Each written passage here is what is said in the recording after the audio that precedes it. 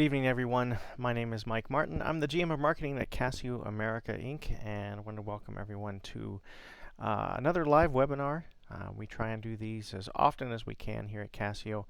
And tonight we're featuring a new instrument called the Privia PX-560 that I've got here in front of me. Sorry, a little crooked on the stand.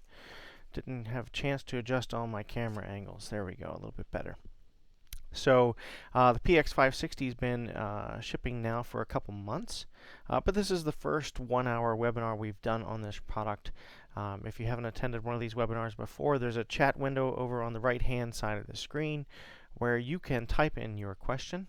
Make sure you pick the chat window, not the social stream window. Social stream window is for saying thanks to Casio out on Twitter. We would love that. But the chat window is for asking me questions about this instrument, the Privia PX560. So the way the next hour goes is dependent a little bit on the questions that you guys type into that window. I'm going to do my best to address those questions live, but I also want to give everybody a tour of this remarkable instrument, the PX560. So the PX560, like I said, just began shipping a couple months ago, and this is the second instrument that carries our Privia Pro designation. So Casio is well known around the world for our Privia digital pianos that all have a phenomenal action. This great scaled weighted hammer action keyboard with ebony and ivory feeling keys. But the Pro keyboards were started by the PX5S that came out just a few years ago, and now with the PX560, and we've got instruments that go beyond your standard digital piano. So I guess let's dive in. I'll change views here. Hopefully, I might have to change my camera angles a little bit. Oh wow, pretty not too bad. Look at that. So the beautiful thing about the PX560M, and as well as other new Casio digital pianos like the PX360, and here in the United States the CGP 700, is this remarkable 5.3-inch color touchscreen. I'm going to see if I can just adjust this camera a little bit. Sorry for the... There we go. I want to make sure you can see the whole thing. All right, I think that's about as good as I can get it. There we go. So these instruments are centered around this amazing 5.3-inch touchscreen, and when you turn on the instrument, you see this view that is easy and logical to find your way around. Of course, we all have our cell phones. We know how these guys work. Everybody's using touchscreens these days, and Casio, you may not know, is a manufacturer of LCD displays. So this display on the PX560 comes from other Casio electronics. We build this display. It is built to hold up, and it makes the navigation of this instrument very, very easy. So this is what you see when you turn it on. Let's dive right into the tone screen, and I'll show you everything we've got going on here.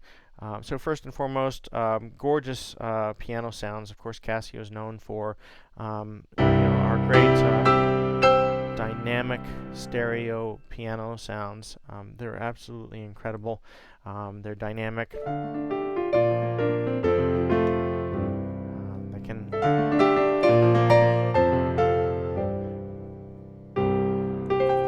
So regardless of what you're playing stylistically, this is a piano sound that will translate very well in a live situation, in a recording situation, and in addition to the first preset that comes up, there's a variety of other pianos. So let's get into how you select sounds on the PX560, and again, it's all done from this touchscreen. So just touch the name where it says Grand Piano Concert, and you're going to get this beautiful menu-driven screen where you can see all the different varieties of sounds that are built in. So in the piano category, I can scroll down. There's up and down arrows on the right-hand side, and again, I'm trying to zoom out just a little bit more, but this camera won't hold. There we go. So you have up and down arrows on the right hand side, allow you to scroll through all the different sounds in the piano category. And then you can go across the top of the screen for different sounds that are different categories of sounds, like electric pianos, guitars, bass, strings, and so on. So in any case, the screen is very, very easy to use. Just tap the sound and you're ready to go. And speaking of sounds, there's some great new sounds that are in the PX5S. So you've got some, or 560, I should say.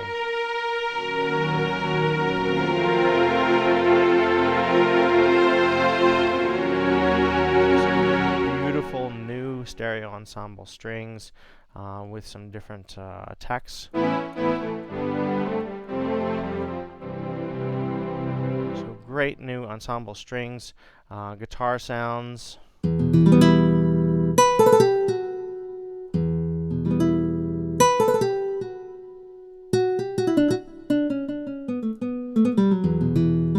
Not going to play Yes tunes today. So there are all kinds of phenomenal new sounds, nylon string guitars, new steel string guitars.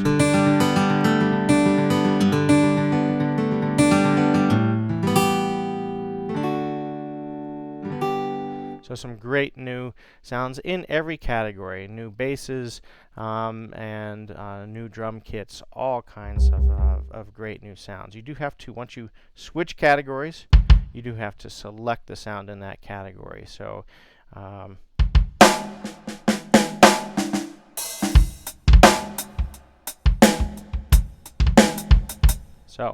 don't need to be able to play drums from the keyboard. We're going to get to more about the drum sounds in a little bit. But that's the basic navigation and how to select sounds on the PX560. Now, let's go back to, there's a button labeled main just on the right edge of the LCD display. And that brings me back to this main screen. And when I hit the main selection, not only do I see my 4 possible sounds, but I also see some other information at the bottom of the screen. That's a little different than the tone window that we saw before, that is just dedicated to those 4 instrument tones. So when we select the tone screen, and there's a question up on the chat window, can you edit sounds like you can on the PX5S? Absolutely, and this is how you get to it. From the tone window, there's your edit screen. So you can get in, and apologize, we're having a little bit of a lighting situation here. We have edit, and we can get into all the different parameters for editing those sounds, be it effects, envelopes, EQs, all kinds of different elements that we have access to. So yeah, we're going to get into some more editing things in a little bit. But first and foremost, I want to talk about just some simpler things. So let's take our grand piano sound here, and let's talk about layering sounds. Doesn't get any easier than it is on the PX560. Simply press the icon there on the second sound, and now you've got piano and strings layered together.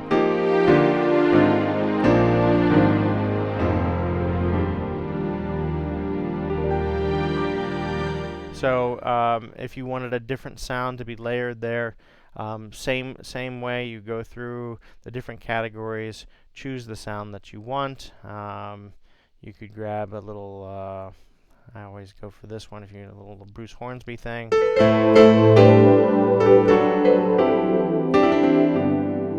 Okay, so you can quickly and easily grab sounds from any of the categories on board and layer them together. Just touch that little icon there for the second or the upper zone, and you're ready to go. So you also see on the screen that I've got 2 lower instruments, one of which looks like it's already turned on. It says acoustic bass, but we don't hear bass down here yet. So to activate the lower sounds, you have to press the split button. So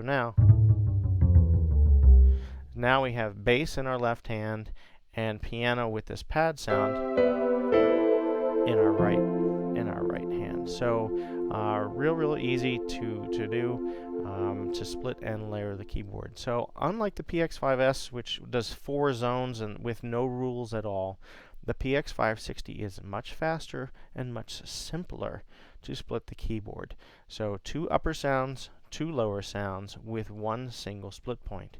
If you'd like to adjust the split point, right on the bottom of the screen it says, and again, fighting this camera just a little bit, apologize, doesn't want to stay. It says right here in the bottom of the screen, split point. All you do is sort of hold that on the screen, just touch the screen and hold it, and then type, press the key that where you want your split point to be. And so now my piano starts at that point and works its way up, while the bass is below. So it doesn't get any faster than just holding the screen and pressing the key that you want, and you can easily change your split point. So very fast. So there's a question on the chat window, is numeric entry possible? And I guess maybe you're asking about selecting a tone or a sound numerically. I assume that's your question. No, you select all of the sounds on here by category is how it's done. So you can't do them numerically on the PX560.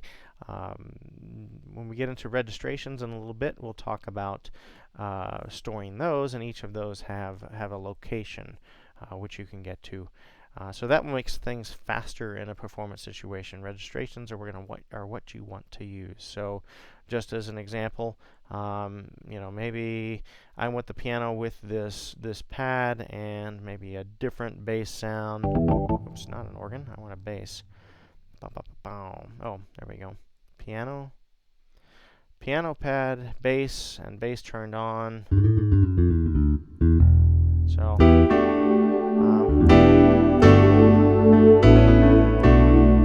that's what I want. I can store that in a registration, and over the right hand side we have instant access to registrations, and then there's a store button right there, and I can store that as a registration very fast. So I can come back to that very quickly if I need to. Alright, so that's sort of the nuts and bolts of splitting and layering the keyboard. Again, incredibly fast and easy to do on the PX560. Let's explore a little bit some of the other sounds on the PX560, and soon we're going to get into some editing and some of the things we can do with the knobs, even things like the expression pedal. I'm going to show you how to assign those and how to store those assignments. So, in the electric piano category, we've got all of the great presets that made our PX5S so famous. So there's some great electric pianos. There are some with a real nice bit of distortion or other elements in here. I generally like the ones in the at the bottom of the list. So yeah, there's a nice crunchy, some real nice presets in here as you explore through these lists. And again, so easy to make your own combinations. There's a lot to explore even before you hit the edit button. Just layering a couple of sounds together will get you far.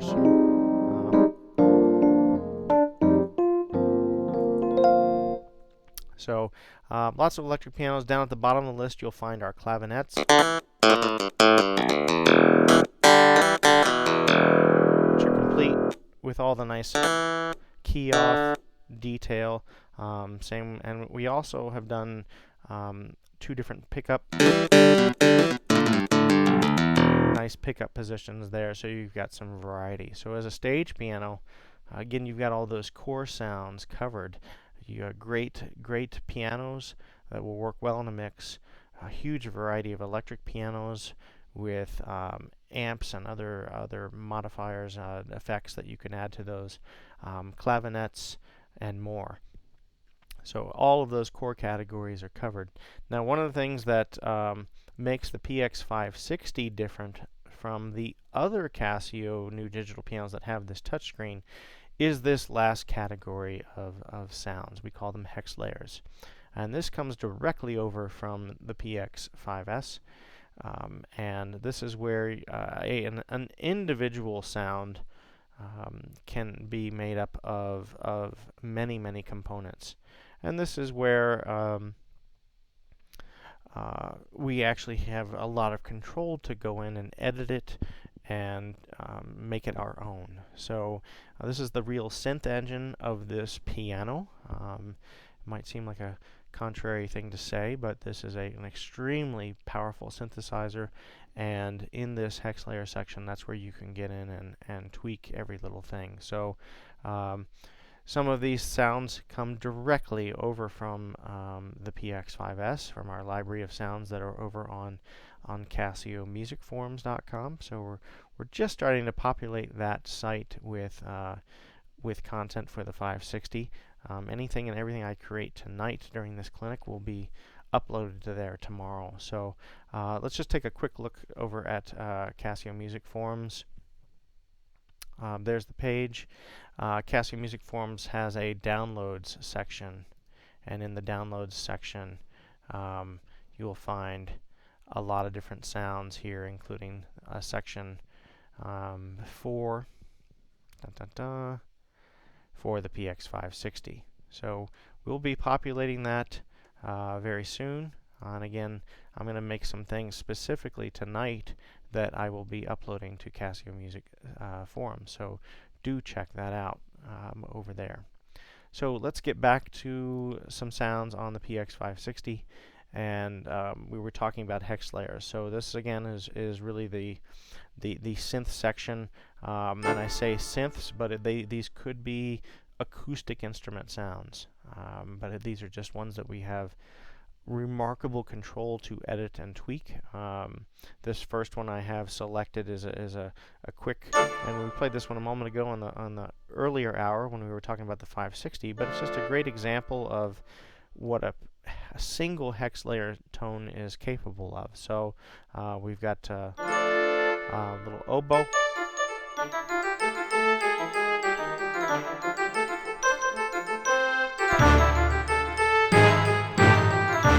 So, we've got timpani and brass and other elements that come in when we play the keyboard differently or we play it within a different range. So it could be, a sound like that, or the symphony orchestra sound, where we have different sounds mapped out across the keyboard or at different velocities. Or it could be another example, this hex polysynth preset.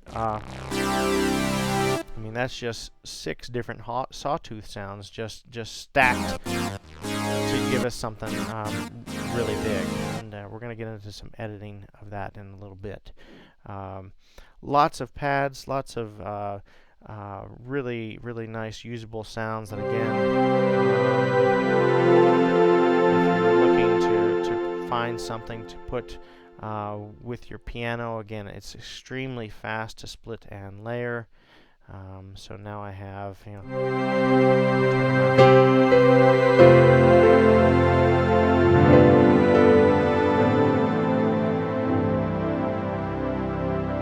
some very, very big pads, evocative sounds, brass combinations, including some lead sounds. You name it. There's a lot of really phenomenal presets here, and this is really the again the area where we're going to have some nice expansion sounds to download at the Casio.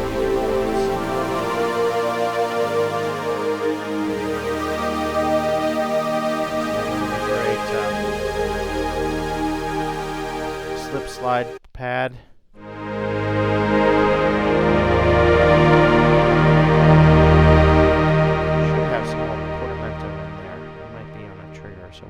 To that. Maximum, this preset, again, from the PX5S, 6 different sounds. This is a gorgeous one layered with piano. There's a little bell element in there. there's even a little bell on the key off. So some really gorgeous sounds in this hex layer category. And you see as we go all the way down the end of the list, there's room for more than 100 of your own. So look for new sounds to download in the hex layer presets. All right, so I'm going to go back and select that basic sawtooth sound, and I want to start talking a little bit about the real-time control capabilities of the PX-560. So one thing might be a little difficult to see on the camera view here. There are 3 knobs over here to the left, 1, 2, 3. And on the screen, knob K1, K2, K3 are also represented.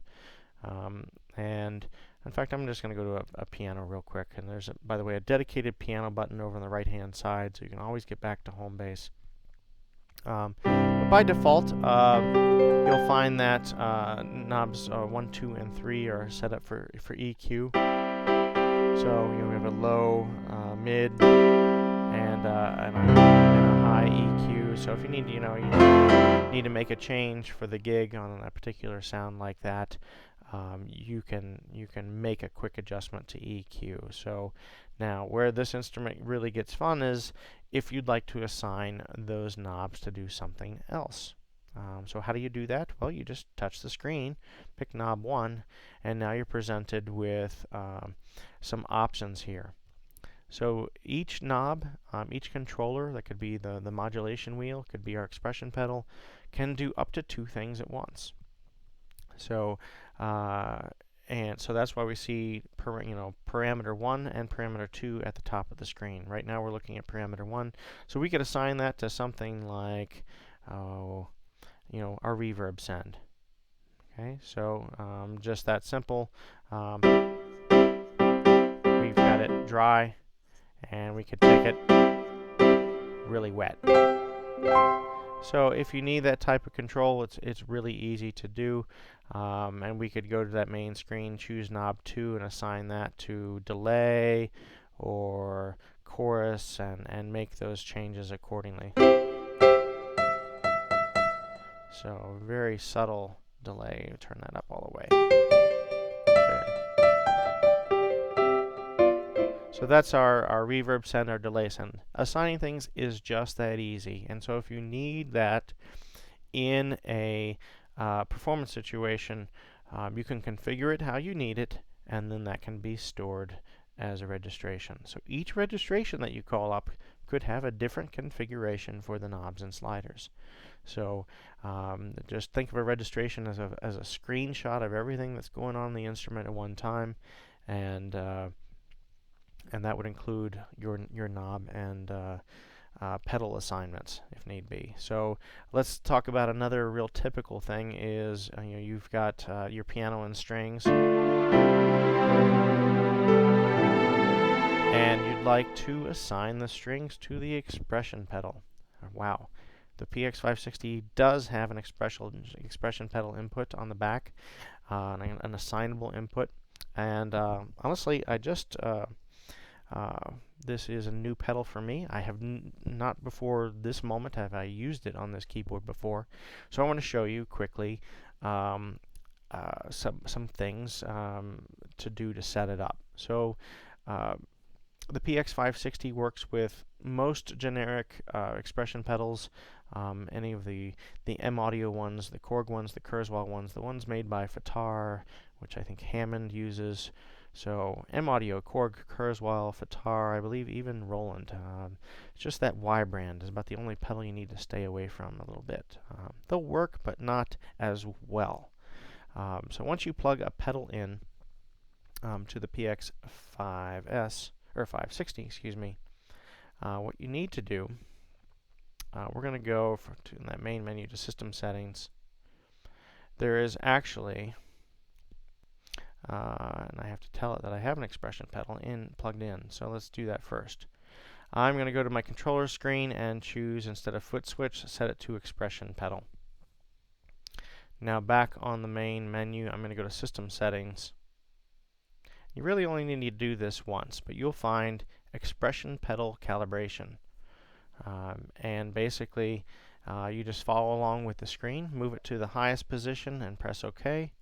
move it to the lowest position and press OK. And now the PX560 is calibrated to use your brand of pedal for any particular pedal that you choose. I'm using one of the M Audio ones, so they're affordable.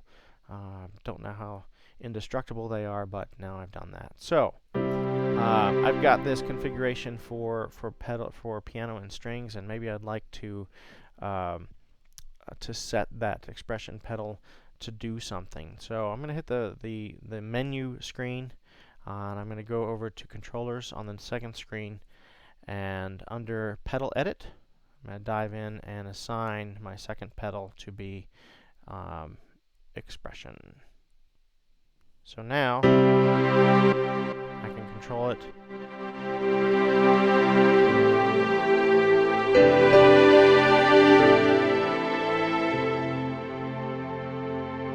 And I can fade it in and out. So one of the things you'll notice right here is that it is actually controlling my piano and my strings, and I don't want that. So for upper one, that was my first zone. I'm turning that off. So now I can continue to play piano and use the expression pedal on the strings only.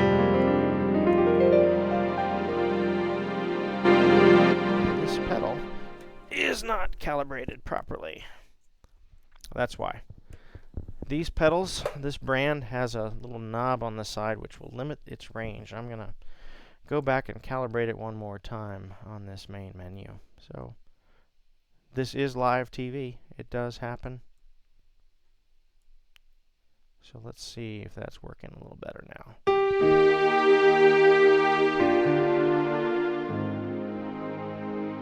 So now I have a little bit more fine control over this pedal. At least I thought I did. It's really being finicky.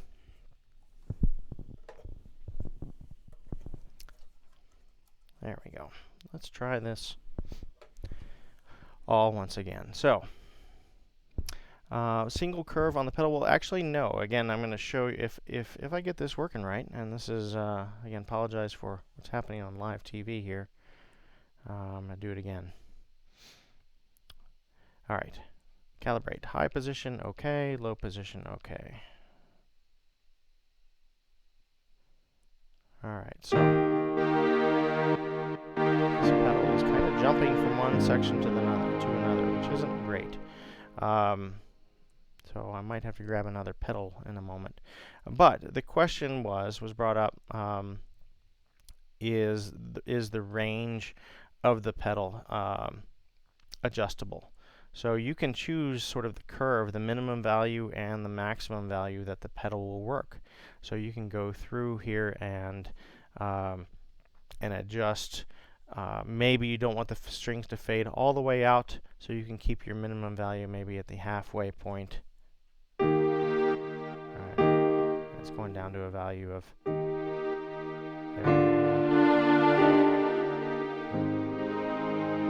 now I'm controlling it just between this range of 88 and 127. So it's a nice way to set up a curve or a range that you'd like this sound to work. So once you get that set up the way you want, again, that can be stored as part of a registration.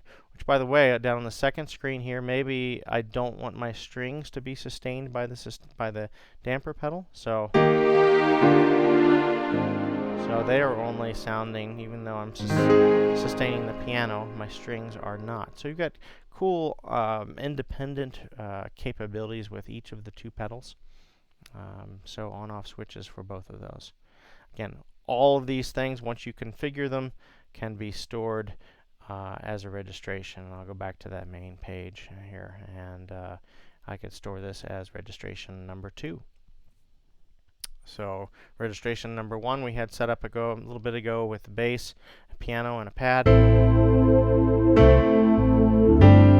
And registration number 2 is my strings with piano and the expression pedal, all ready to go.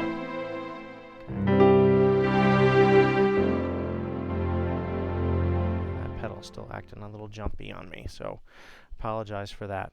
Yeah, the Kurzweil pedals do work extremely well. And that's actually, Kurzweil doesn't build that pedal. It's a generic one that's, I think, the same one used by Korg, as well as any of the Fitar or Studio Logic products that are out there. So any of those generics should work well. This M Audio one, not so well tonight. Anyway.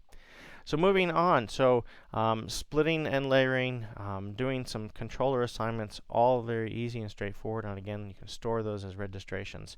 Let's talk about some other things that are different on the PX560 from the PX5S. So I hit that grand piano button, sort of return to 0 here. So the front panel of the PX560 is very, very straightforward. Over on the right-hand side, we have those registration controls. We also have shortcuts, direct button shortcuts to get to our tone section as well as our rhythm section. So that's one way to get there. We could also go through the screen, this main menu, and get to the tone or the rhythm section. So we have dedicated buttons on the front panel that will get us there even faster. Also over on the right hand side, you will have tempo up and down, as well as a tap tempo parameter, so you can tap in tempo. There's also a metronome. Okay, so again, you can use the tap tempo, 1 2 3 4. And so we have a metronome on there as well. Great for practice. And lots of people asked, where is that on the PX5S? And there isn't one. So there's workarounds, but there isn't one. Over on the left-hand side, and this is the section we're going to talk about next, we have the 3 knobs, which we talked about how to assign those to different things. But we also have some other controls. We have transposition. You need to put the keyboard in a different key. There's a global transpose, so up and down. And if you're on any of the screens, by the way, that's also your transpose value is represented on the screen as well. So you can see that you're 3 steps up or 4 steps down. If you hit the transpose plus and minus at the same time, it returns you to 0. So really, really fast and easy without having to go into a menu to transpose the keyboard. Last but certainly not least, over on the left-hand side, you have the recording section, on which there's both a MIDI recorder and an audio recorder. I'm going to do my best to cover both of those things. And taking a quick look at the chat window, someone's asking, 2-layer maximum in this setting. So, yeah, Dave, you've got 2 upper sounds and 2 lower sounds with 1 single split point. So it can technically be a little bit more if you can take hex layer sounds into consideration. So, as an example, if layer 2, if I chose a hex layer sound, that could actually be we'll go back to that orchestral combination we had before. That could be 6 different things in my right hand plus piano. Making so the hex layer sounds can be up to 6 components all in one there. So it is technically two zones on top and 2 sounds below. Again, to make it simple and easy. So, but just keep in mind some of those can be more complex sounds. So, great question. And can preset sounds be used as part of hex layer sounds? Good question, Carson. So, I guess let's dive into editing, and I'll show you that real quick. So, if I press the tone button, this is where we get access to the edit screen. So, what I'm going to do, I'm going to go into hex layers, and I'm just going to pick a blank, empty user sound with absolutely nothing on it. It just has a sine wave. Now I'm going to press the edit button, and now this is where we're going to start getting into the nitty-gritty of what a hex layer sound is all about. So we have its effects, it's all, the insert effects, the overall pitch of this sound, but what we want to get into is the layer editing. And on this screen, this is where we see layers. Move the display 1 through 6 across the top of the screen. We can see its wave or sample set that it is using, and its key range, and all of these parameters you'll find for each of the 6 layers. We can edit all of them at once, which is really convenient, or we can edit them one at a time. So to make things easier, when you select a waveform here on the PX560, which, by the way, there's an absolute ton of them, and I'm just going to grab one arbitrarily, breathy alto sax 1. So notice it already sounds pretty much correct. So what has happened is there's a global parameter here that basically is choosing for each of these waveforms some appropriate parameters. So you don't have to be an expert to quickly take. Let's just go with this. Let's take a saxophone and go to layer 2 and turn it on, and grab another brass. So let's take an alto and we'll layer it with a tenor.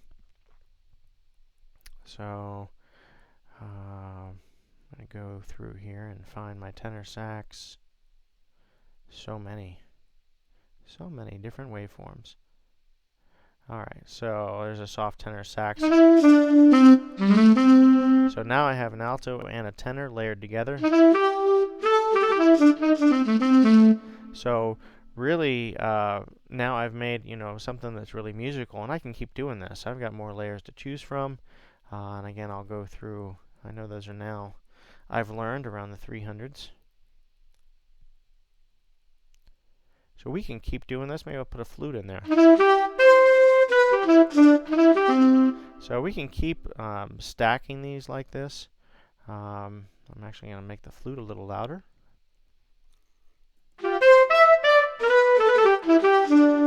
And then we can go to layer 4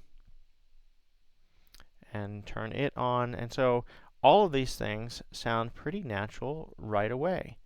And that's due to this global parameter called initialize wave. So when you choose a sound or a waveform, it's automatically giving you the appropriate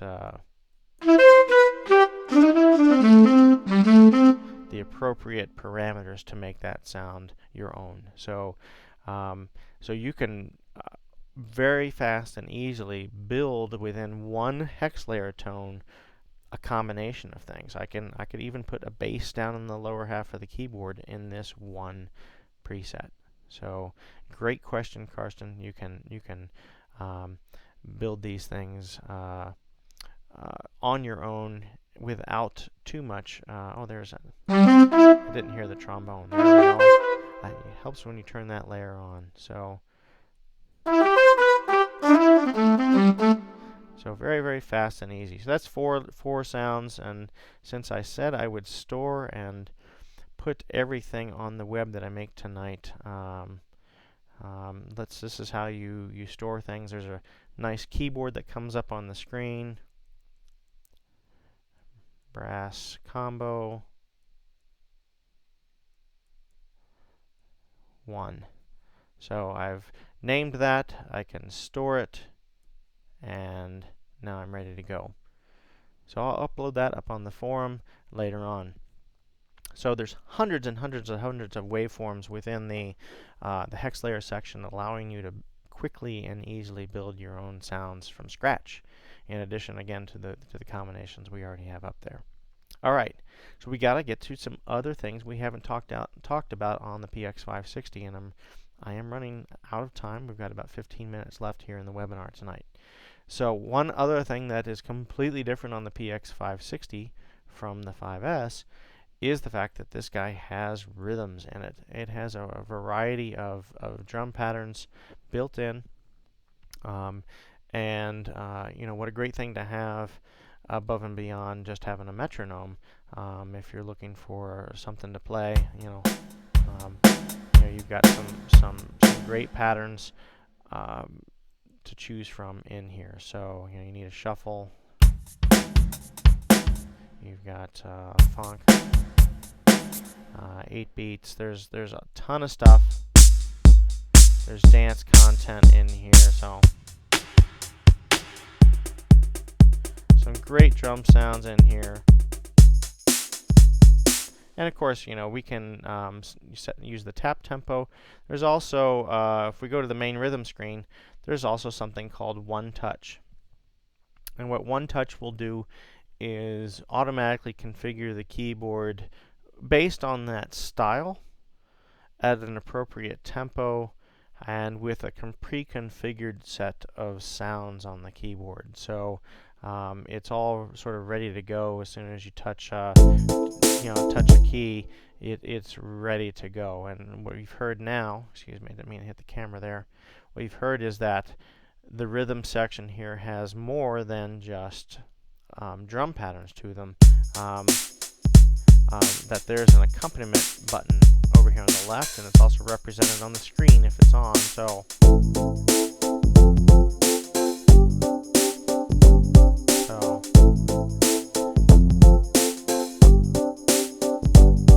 all kinds of backing tracks are available. That's available as part of the rhythm section. A couple other things about the way this works that are really nice. Of course, just a moment ago I was playing the chord changes in my left hand. You can do that. That's one of the chord input types that's listed here on the screen. But you can also set it to scan the full range of the keyboard. So that's the way I would probably prefer it myself if I'm using the accompaniment. I'm not restricted to playing chords in my left hand. I can just play the keyboard as I would like. Choose my own sound up here on the keyboard. And so now with the accompaniment, so it's reading. It's reading the chord changes, and I'm not restricted to playing chords in my left hand. The great thing about the rhythm section here on the PX-560. There is an edit section here. You can get in and tweak the rhythms. You can adjust which sounds are being used, what effects are being used. You can even create your own combinations. So if there's a bass line you like that's being used in one rhythm, you can make your own combinations of, the bass from the R&B pattern with the drums from the hip-hop pattern, and make your own combinations. And full control to get in there and change which sounds are being used and store that as a user pattern. So we'll probably be exploring that section alone in more detail in a future webinar. So, but the rhythm section is excellent, and you can again, customize those things, absolutely. So, that was rhythms. A couple things here on the screen we haven't talked about yet. There is an arpeggiator on the PX-560. And if you go to the main menu, you can choose more about that. So there's the arpeggiator. And you can choose not only which arpeggio pattern you're using, but which parts of the four are being affected by that. So you could choose just my sounds in my left hand, which would be cool to have a nice arpeggiated bass line, and or I could have it just triggering my upper sounds, or any combination that you like. So very cool capabilities there. But there is only one arpeggiator, but again, you can use it on any of the four parts. Let's get back to that main screen. There is something called duet mode. This is something you'll find on all Casio digital pianos, actually, with the exception of the PX5S. This is a feature that allows the keyboard to be split into two equal ranges. So student and teacher can play side by side. There's also a little pan switch there. If you were ever to use a Casio digital piano in a classroom situation, you could take the line outputs to a piano lab system and the student on the right won't hear the student on the left. That's what that little pan switch is there. So duet, a lot of fun. Two people can sit down and play on the same piano. And what's cool, there's even octave switches there. So you can adjust the ranges accordingly. So I've covered almost everything here on this main screen. Rhythms, MIDI. So if I had MIDI file on a USB drive, there's this little section over here is where you can plug in an ordinary USB thumb drive, and I'm looking around the room for one at the moment, which I don't have. You can plug in a thumb drive, and you can select right there from the screen any song files that you would like to play back. So very convenient. You can also do audio recording on the PX-560. That's accessible from the main menu screen as well as the audio button on the front panel. So in the middle of the night, you want to have a moment of inspiration, you can get in and just hit the audio record button and capture something. While we're looking at this menu screen, there's a few other things we haven't discussed. So let's dive into these. Balance control. So let's go to that registration I had earlier where I had bass in my left hand, and I had the piano with the synth pad in the right. This balance screen is really where you could coordinate and adjust the mix of all of these parts. So my upper two, that's my synth pad. So I can control how loud the upper two part is. If I wanted the bass quieter, I can adjust it there. So, but some other things that are happening here, things like the overall accompaniment balance, the metronome volume, MIDI accompaniment tracks if you're playing back standard MIDI files, line input volume, and audio volume is if you're playing back WAV files, which you can also do from the USB drive. You can control the volume of those files. All of these parameters you see on this screen can be assigned, your choice of them can be assigned to those knobs. So if those are things that you need control of in real time, then you can pre-assign those. So take advantage of those assignable knobs. Question coming up from the chat window.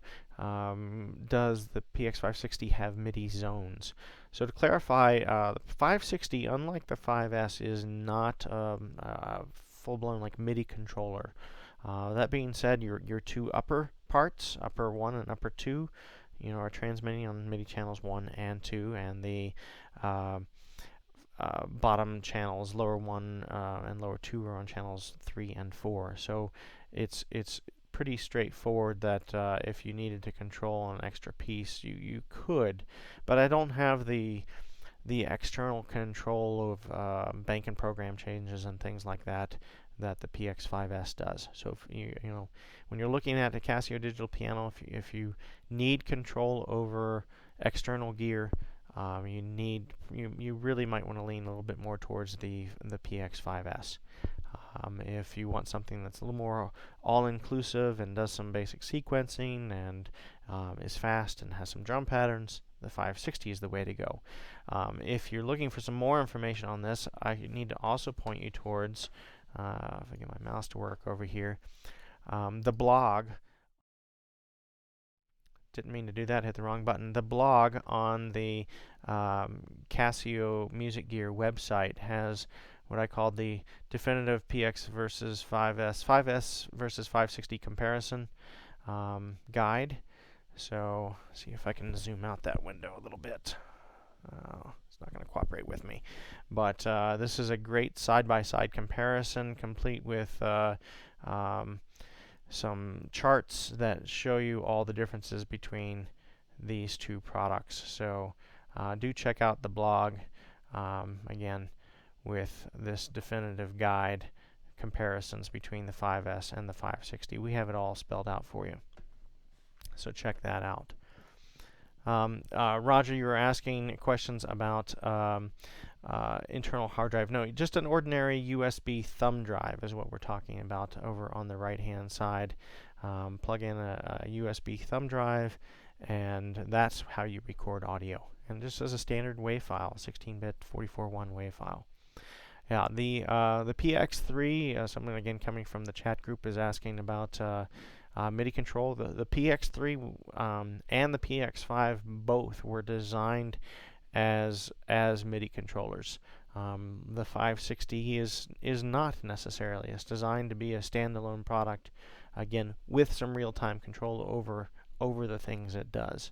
So that's why we've got two different models to cover two different needs. So again, hope we're answering the questions there. We're wrapping up in just a few more minutes. Obviously, this is just a first overview video of the PX-560.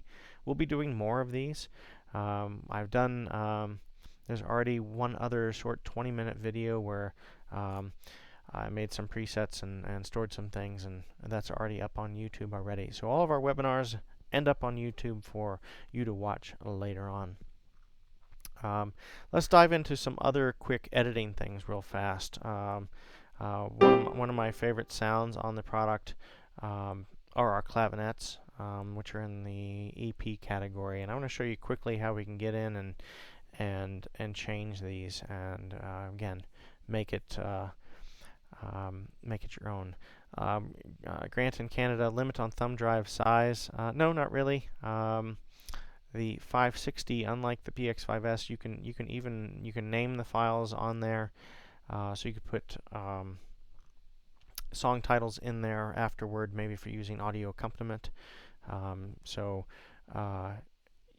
There's not really a limit at all on how many, what size drive. You can get up to gigs, but anything 2 gigs or larger would be great, honestly, to get started with.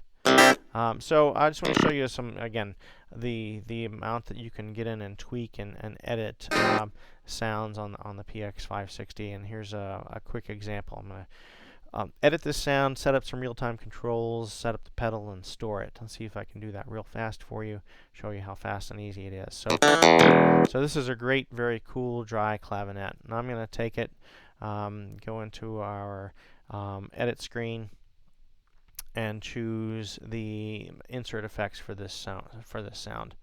And we've got more than 20 different insert effect algorithms to choose from. I'm going to dive right in and choose the distortion one. So now that we go back one screen, we can see all the different parameters that we have for this effect. Again, our overall gain, tone control, and we scroll down to the next page, we have things like the routing, where we would like our wah, or if we'd like distortion no wah, we can change that, and then what amp simulator it's going through. So I've made some changes here. So, but now we want to get in and assign some real-time controls to this. So I guess I'm going to store it kind of open like that with the wah going. That's kind of a good, cool, solid sound. So I'm going to store this. I'm going to write it. And look, I've probably already done this once. Looks like I did. But I was just taking you through the process. So again, don't be like Mike. Take the time to name all of your sounds. Clav. And we got upper and lowercase. Webinar. So I'm going to upload these presets tomorrow, and I'm going to store that there. Clav for webinar has been stored. Now I'm going to go back to my main screen here, and I can assign these knobs to do some things. So rather than being EQs, I can go through this list and choose things like which amp I'm using. Okay, and now I'm going to go to knob 2. I'm going to choose maybe the amount of distortion. So we'll set that to distortion gain.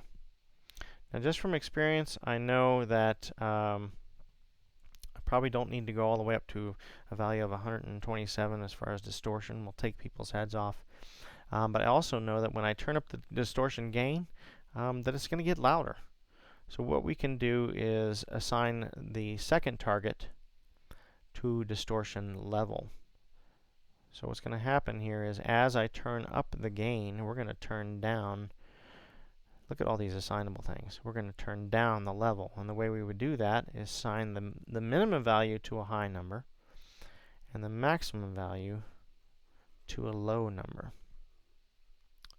So as I turn up the distortion gain, this is going to turn down the level. So let's take a look at how that works.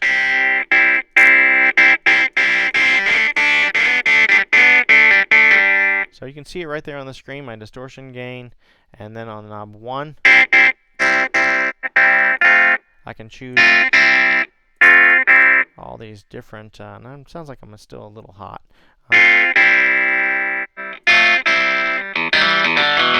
So I can choose which amp that I want. Each of them has their own great character.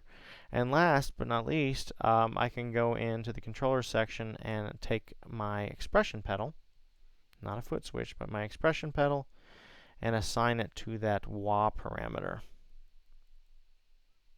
And keep in mind I was having a little bit of trouble with the wah, or the expression pedal in general.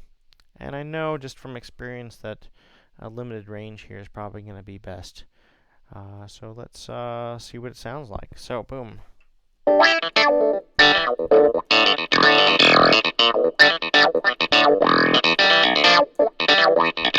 So, real quickly, I've got you know, a distortion, some real-time controls on that. You know, if I don't, the Marshall's a little, you know, so I can dial in these things however I like, choose my amp simulator, choose my amount of distortion.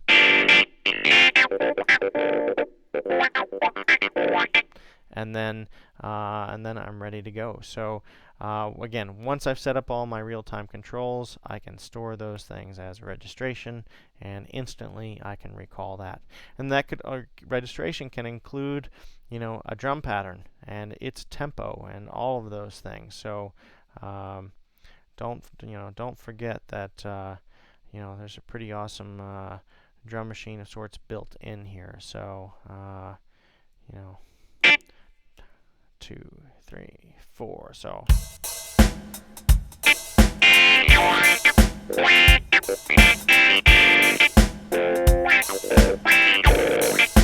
some fun things that you can do. Again, having rhythms, having all this real-time control, and again the ability to store that and recall it on the fly. Cool. So lots of things to explore. This was, again, sort of our first overview video on the PX-560. There is much more to explore, so we'll be doing more in future webinars here on this channel. So do take the time to subscribe to the channel. When we post new events, you'll get an email notification. If you're not already, check out, see if I can pull up this window for you to see on my Facebook feed. Let's see here real quick. Go to the PX5S and PX560 group on Facebook, and you're going to see all kinds of content discussion on there from users around the world. If you need a quick answer, do go there, ask a question, and you will get it answered in a reasonable time frame from people all around the world that are using these products. So it's a great resource. And then Casio Music Forums. If you're not a Facebook user, you go to Casio Music Forums. Great question and answer discussions there, as well as downloadable sounds. I'll post these registrations that I made today, as well as the preset or two that I made tonight. I will upload those for later on. So again, quick overview tonight, but if you have things that you would like to see that we didn't cover tonight, again, those forums that I mentioned, those are the places to go and say, hey Mike, on the next webinar, can you just cover this?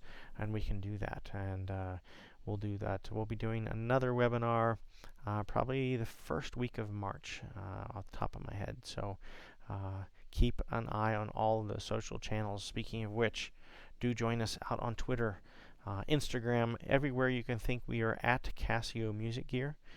Join us there. If you liked the webinars tonight, please go there and tweet about us. We would very much appreciate it. So I think that is it for tonight's webinar. I appreciate all the discussion and chat over on the social stream. That keeps these clinics active and helps guide me to show you guys some cool things. And look forward to seeing you all on the next webinar. So, signing off, I'm Mike Martin from Casio. Good night.